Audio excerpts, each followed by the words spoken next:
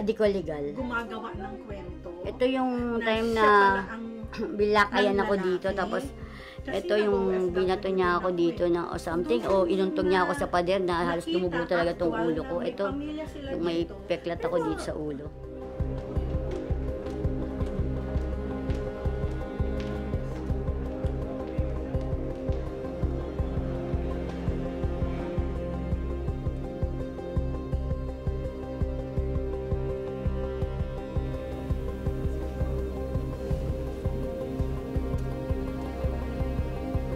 It can be very frustrating because we see how difficult it is for our clients to get an annulment.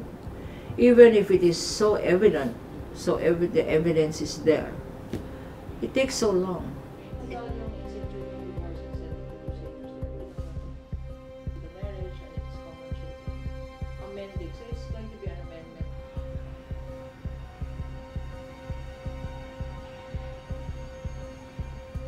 They make comments and they don't read the bill. And then they'd say the bill will like this, like this, like this. No. That's not true. That's not true. Read the bill and you will see how the sanctity of marriage is being safeguarded, the welfare of the children is provided for, and the issue of support and custody is preserved.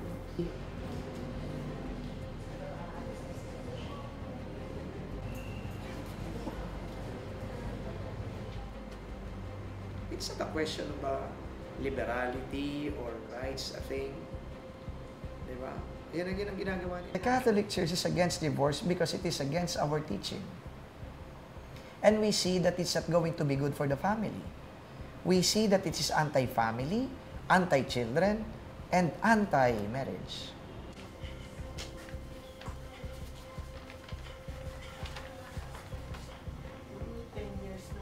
Totoo lang, wala namang taong nag-ambisyon na gusto ko maging broken family ako eh.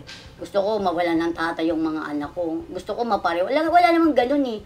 Walang nag-iisip ng ganun bilang isang mabuting tao. Walang ganun eh. Kasi sila masyado lang nilang pinapahalagan yung paniniwala nila. Pero dapat imulat nila yung sarili nila na ito talagang nangyayari to eh.